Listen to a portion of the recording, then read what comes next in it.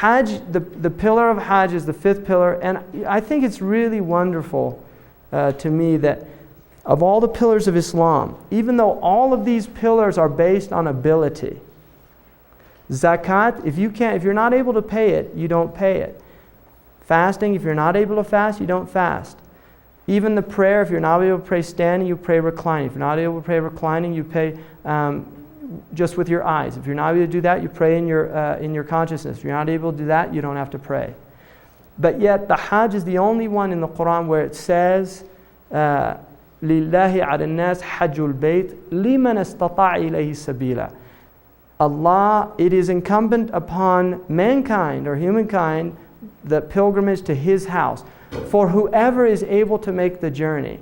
Even though all the other ones it's the same stipulation, but in that one, the stipulation is mentioned. And I think part of that is because the vast majority of Muslims will never be able to make the Hajj. And so it's kind of like just the fact that it was mentioned in there, that there's kind of an ease with that. And this is why the example that you made about people fasting, even though they don't have to, they'll still do it. Really. Whereas the Hajj, there is definitely a limitation there related to wealth, physical capacity, borders, even now. For some people they can't. Like for a long time, the Russian Muslims could not make pilgrimage. The communist government would not let them make pilgrimage. So there's limitations, and yet right there in the Quran it says, for whoever's able to do it. The vast majority of Muslims will never do that. If you look, there's about 1 billion estimated Muslims. Every year, the maximum I could imagine pilgrimage being is maybe 4 million people. Right now it reaches about 3 million. And you are packed. You're like this, doing some of the rites. There's so many people.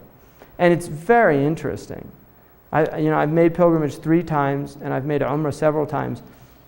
But the actual pilgrimage, first thing, it's related to the ritual of Abraham. The Muslims believe that Abraham took his son Ishmael to the valley of Becca or Mecca. It's also called Becca in the Quran, Mecca and Becca. And he was commanded to leave his maidservant Hajar and Ishmael in that place. It's a barren place. And then he left them.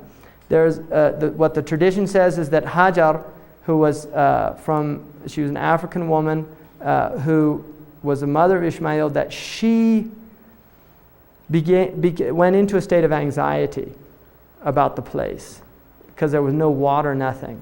And she began to run between these 2 hills, Safa and Marwa.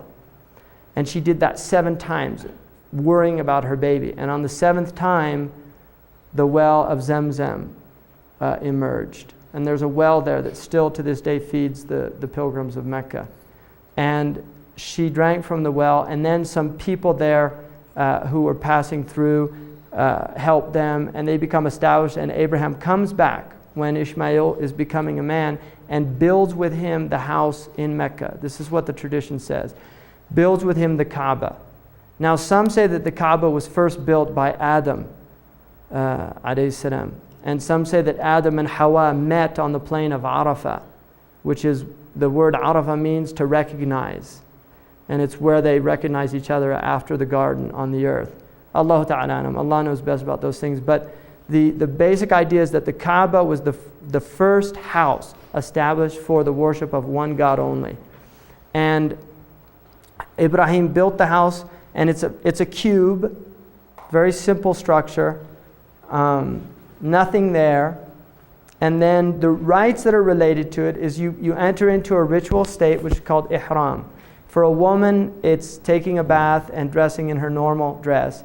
Women tend to wear white on the Hajj. They don't have to, but they tend to, just as a tradition.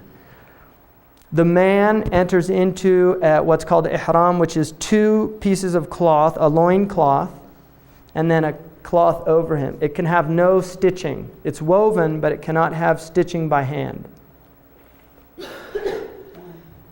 Because you're supposed to completely, it's like, it represents complete impoverishment before God. And everybody has to be the same.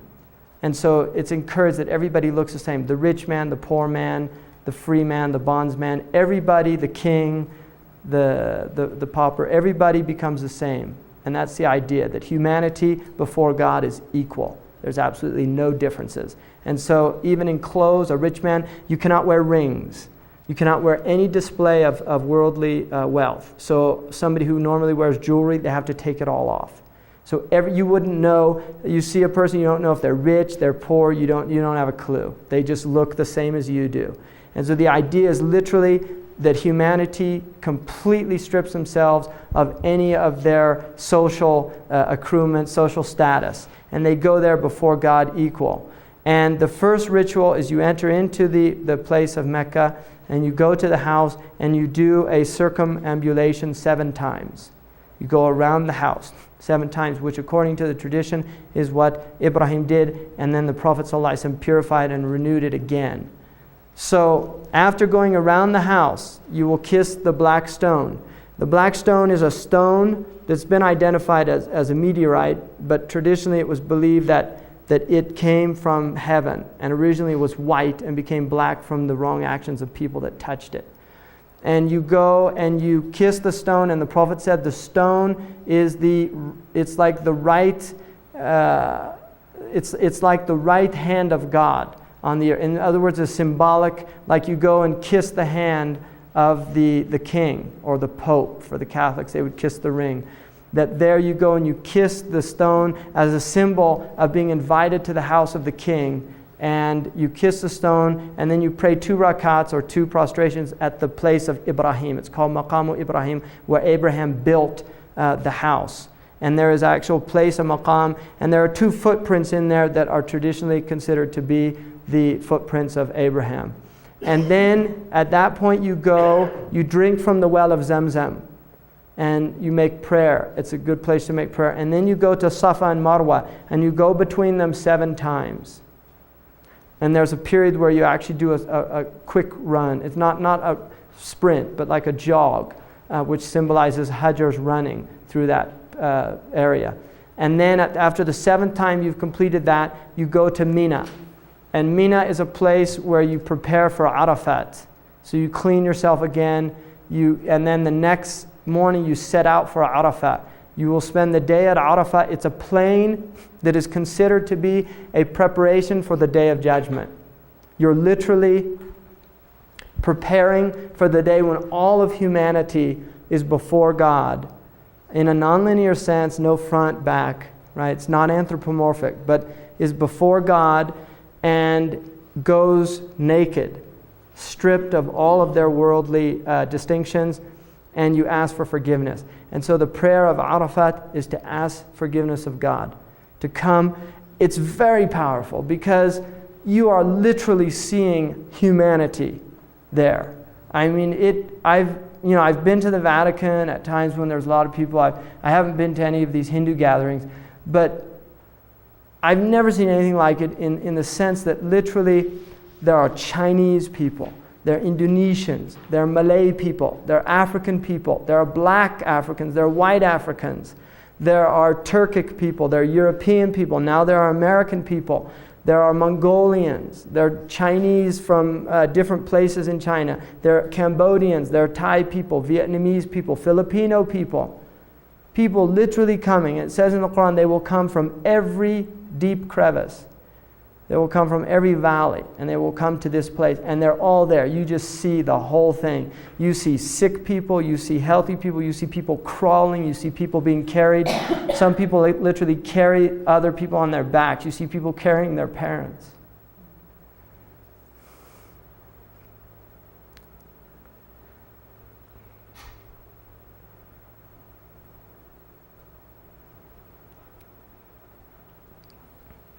So it's just a very, very overwhelming experience to enter into that sacred space.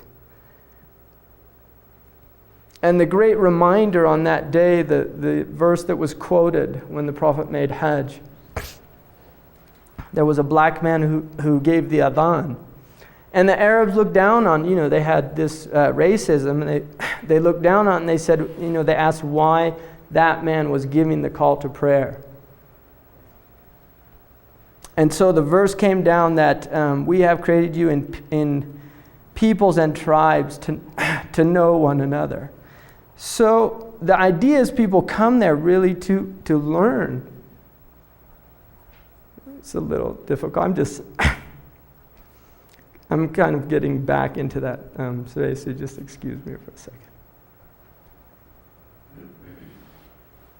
Hajj, for some reason, I just have a hard time talking about, because I've been there, and I've had the experience, and they start coming back to me, that experience in that place. But so I'll just try to get over this. The verse just said that, we have created you in peoples and tribes to know one another. And it says the noblest in the eyes of God are the most conscientious. In other words, the one thing that the Prophet said on the Hajj pilgrimage was, there is no preference over a white man or a black man, or a black man over a white man.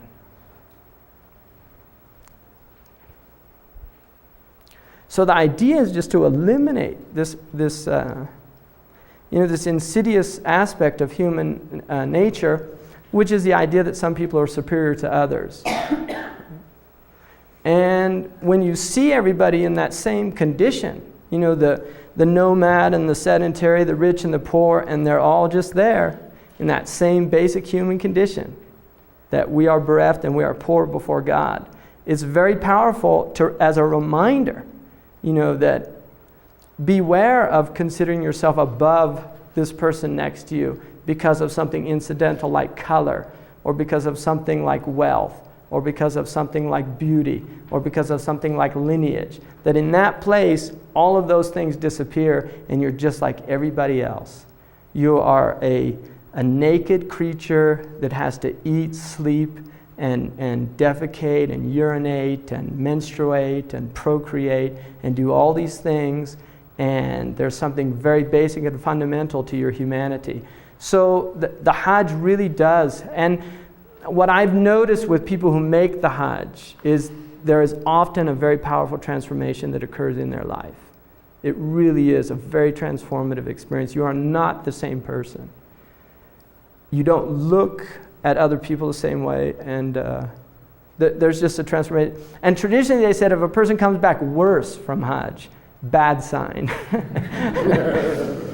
They said either he went there with the wrong intention, or it wasn't accepted for whatever reason. So the idea is that Hajj is really a time when you complete it, that it's your life's journey, and you're ready to die. And that really is a kind of completion. So those are the 5 pillars, and that's a very quick and general overview. So what time is it now? Quarter after. Oh, it's 12:15? So I went over. We started late. Now you can't do that when there's bells and things, right? So any quick questions? How long is The Hajj only lasts for 4 days. Yeah, and it's actually 3, and then there's the last. Can you explain the part of the Hajj where they throw stones? Good, yeah, I forgot about that. There is a point where, according to Abraham, the tradition, Abraham was like tempted by Satan or Shaitan, and he cast stones. And the idea, the Muslims believe in an entity called Iblis, which is where we get Diablos, or Shaitan. And Shaitan in Arabic is from Shaitana, which means to take people away from or to distance people. And the idea is that there is an entity whose role and function is to attempt to distance people from God, to separate them from God. And there are 2 types of shayateen. There are human ones, and there are ones that are in the unseen realm. The human ones, according to the Prophet, are worse. Right? Human, like warmongers, people like that. People that they thrive off creating. There's actually people that will want to create wars between other people. It's kind of hard to imagine, but there's people that make a lot of money doing things like that, and they derive a lot of benefit. So, and it's also, I really consider in a lot of ways, there's a lot of people with, I read this thing called Ad Week, which is really, I would really recommend if you're teaching any social studies or sociology type courses, to get your students to read that magazine. Because I think it really wakes them up to the idea of manipulation within their culture. The fact that there are people manipulating them at very serious and psychological levels. And Ad Week is a magazine that it's very hard to find in your average store. You can get it at very good places where they have almost all the magazines And it's a magazine designed for people who are advertisers. It's not a consumer magazine, it's designed for people. And the interesting thing about the magazine is that the commodity being sold is human beings. That's what's so fascinating. When they put the ads out, what they're trying to sell you is an audience. And they'll guarantee you a certain percentage of sales from that audience. And they really bring really interesting things. Like they had one where last month's ad week, where and I'm interested just because I'm very interested in media and I'm interested in education. I really think that the media has been very effective at educating people in a certain way. But they had one that said that the recent study that they did, the psychologists showed that American men, that their number one sexual fantasy was with nurses. And what they said was that this was very useful for advertisers because they could have like a beer commercial where a nurse comes in with a beer and the man's in the bed and they don't have to do anything overt. But for that group out there that happens to think that would be an interesting thing to explore, there would be a type of what they call anchoring in the subconscious, right? And so there's a sexual stimulation related to that type of beer. And this is the type of thing, I mean, they really do this stuff, this type of research. And I think to just empower young people, to let them know that really that there are forces out there that do try to manipulate them for their own good, and to kind of become aware of that so that they're not such victims, that they kind of get a type of critical analysis. Another really useful book was a PhD dissertation done, and I can't remember her name, but it's called Decoding Advertisements, which is a lot about, and there's some real crazy type about a lot of the real, subliminal type things that I think go a little too far. They start reading things in that just aren't there. But these are more done at they're academics. This is a very serious academic study of trying to understand really what's behind the whole ideology of advertisement. So, any other questions? Uh-huh. Could you just tell when they Oh, so what? Thank you. I got off. I'm a tangent. Go off on these tangents. What you do is you pick up these stones, 21 stones, and then you throw 7 stones at these 3 pillars.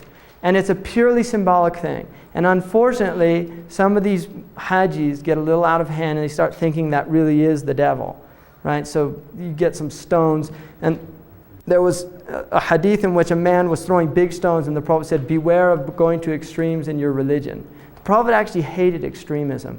He really did. He was very wary of extremes. He was a very balanced person. He said, my way is the middle way. He did not like people that were fasting all the time.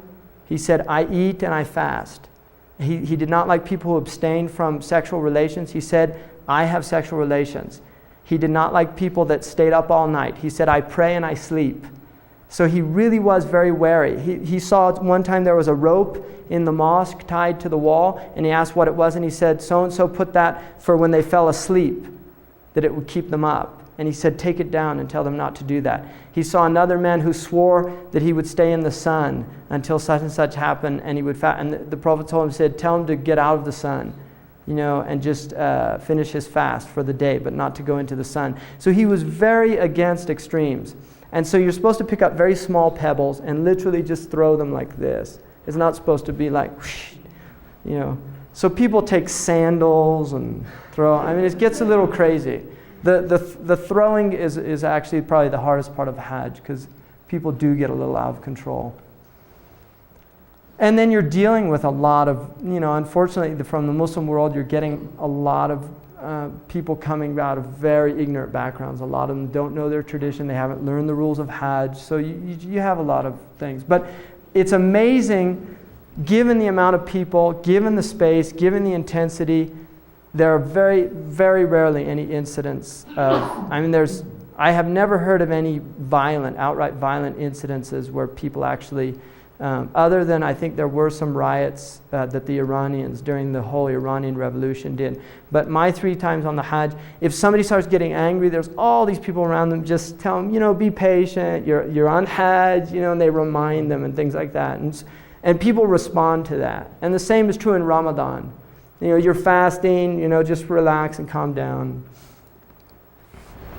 Can you explain that feast at the end? It symbolizes that Abraham, alayhi salam, that when he was told to kill his son, what the Jewish tradition calls the Aqidah tradition, that it was replaced with a ram. And there's a difference of opinion in the Muslim tradition whether it was Isaac or Ishmael. I think most Muslims now believe that it was Ishmael, but early on the Prophet never said which child it was, and it's not really considered important it's not essential to the story. The importance is the act of submission. And what you do is you celebrate by sacrificing a ram preferably, or some other animal, and then distribute that meat to poor people and things like that. And other Muslims take part in that around the world. Even though the Hajjis are doing it, other Muslims, like in Santa Clara, people will go out and they will sacrifice on that day. Many people, and it's encouraged to do that. Any other? So I think that ends the session on Islam, and I hope that was beneficial, and thanks for your attention.